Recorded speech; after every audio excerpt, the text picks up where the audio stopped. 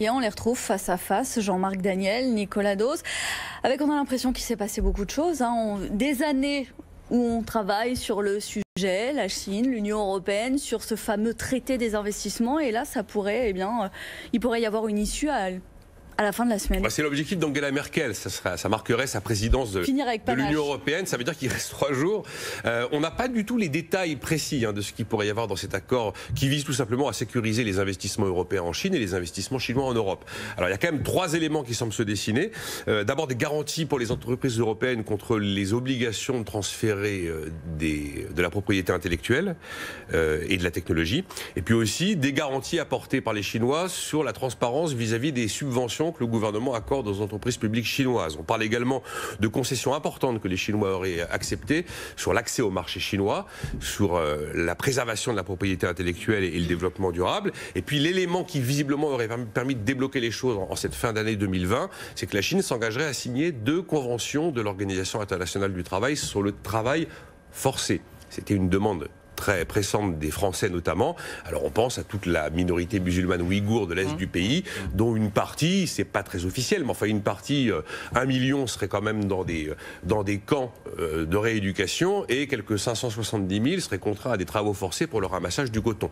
Après, il reste un 4e élément qui visiblement n'est pas tranché et qui sera tranché au mieux en 2022, c'est la question de la sécurisation juridique des investissements européens, par exemple sur le sol chinois. Moi, sans avoir le détail, ce que ça m'inspire, c'est que c'est quand même la preuve que l'Europe d'Ursula von der Leyen montre une capacité de réaction.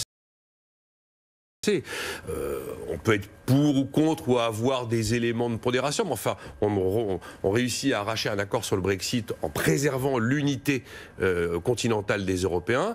On réussit à se mettre d'accord sur un plan de relance, à un moment où on n'a pas tellement de solutions alternatives. On réussit à profiter des failles que Trump a créées entre la Chine et les États-Unis pour obtenir finalement un accord sur les investissements européens. Et puis on réussit à sortir une panoplie un peu proactive pour essayer de combler les...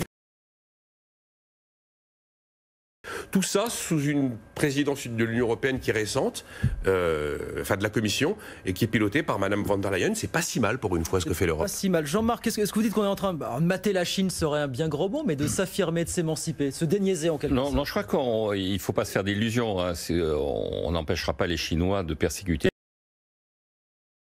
modifier les conditions de travail dans les champs de coton. Et donc, par rapport à ce que vient de dire Nicolas, moi, ce que je suis surtout frappé, c'est la faiblesse de la présidence allemande. Les 6 derniers mois, il s'est passé beaucoup d'enfumage, mais rien de concret.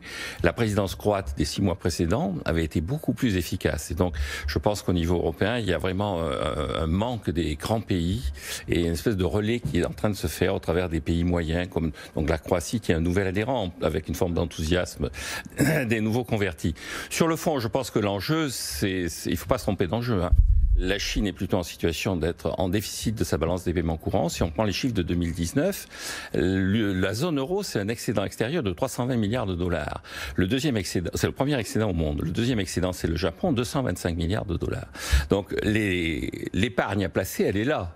Alors on fantasme sur les Chinois qui rachètent l'Europe, la route de la soie, mais tout ça est assez fictif. Et en outre, les capacités. Alors la Chine dégage encore quelques excédents extérieurs, mais ces excédents extérieurs sont encore gérés de façon très centralisée et très publique. L'essentiel, le principal détenteur de portefeuille sur l'extérieur en Chine, c'est la Banque centrale, qui a 3200 milliards de dollars de réserves. En comparaison, la BCE, avec une zone qui, encore une fois, dégage beaucoup plus d'épargne, beaucoup plus de capacité de placement, beaucoup plus de capacité d'investir, en a 10 fois moins. C'est donc, on a en face de soi un pays vraiment qui est un pays qui est en train de se replier sur lui-même, en réalité, qui part vers le déficit, un pays qui va être vieux avant d'être riche, et puis l'Europe qui a des capacités d'investir à l'étranger. Donc le véritable enjeu, c'est de sécuriser ces investissements. C'est-à-dire l'enjeu, c'est pas l'aéroport de Toulouse et comment est-ce que l'investisseur de l'aéroport de Toulouse existe encore ou disparaît. C'est comment est-ce que quand Citroën ou quand Peugeot ou quand Carrefour investissent en Chine, comment ils vont pouvoir récupérer leurs fonds. Et là, jusqu'à présent, je pense que personne n'a véritablement obtenu de garantie de la part des Chinois qu'on pourrait récupérer clairement, sans problème, sans contrôle d'échange, les fonds qu'on a investis. Donc c'est un peu discours discours, c'est un affichage. Toute cette présidence allemande aura été une présidence d'affichage. En tout cas, je ne sais pas si c'est de la poudre aux yeux ce qu'il y aura dans cet accord. Ça fait quand même depuis 2013 que c'est négocié. C'est toujours des choses qui sont dans leurs aspects juridiques d'une grande complexité. En tout cas, quand je vois les éléments sur lesquels les Européens tentent d'obtenir des avancées, pour en avoir discuté avec des entrepreneurs français qui essayent d'aller travailler en Chine, si c'est suivi des faits, l'accord qui nous est présenté est un accord qui correspond aux éléments sur lesquels ils tentent d'obtenir des réponses et des sécurités juridiques depuis des années. Parce que ce sont des secteurs qui vont s'ouvrir un peu plus que les autres années. Après, il faut la balance des paiements courants. C'est une vision très macro-éco. Après, il faut parler avec quelqu'un qui est industriel français, par exemple, qui un jour essaye d'aller s'installer en Chine. Il faut qu'il vous raconte comment ça se passe, les difficultés qu'il a rencontrées, l'obligation qu'il a eue d'ouvrir son capital ou de s'allier avec un Chinois, sinon il n'existait pas sur le territoire. L'histoire des transferts forcés de technologie, c'est pas une vue de l'esprit. Alors, soit effectivement, c'est un jeu de dupes, et puis ce sera signé, mais pas suivi des faits, et auquel cas, c'est à désespérer. Soit il peut y avoir quand même des avancées positives là-dedans, dans la vie réelle et concrète des entreprises et des investisseurs qui décident d'aller... Oui, non, je suis d'accord que le véritable enjeu, c'est la vie concrète des entreprises. Et je maintiens un pays qui maintient un contrôle d'échange, n'offre aucune garantie pour la vie concrète des entreprises. Non, mais dire que la Chine va devenir un pays démocratique avec une économie totalement libérée, il ne faut quand même pas non plus pousser mes mots. En temps d'affichage, on pourra dire. Je ne suis pas certain. Et Mme Merkel va le dire abondamment. Il n'est pas évident que le 1er janvier, 570 000 Ouïghours qui ramassent du coton forcé auront cessé de le faire. Au moins, on leur a proclamé. C'est toujours ça de prix. Merci beaucoup, messieurs. Jean-Marc Daniel, Nicolas Dose avec nous sur BFM.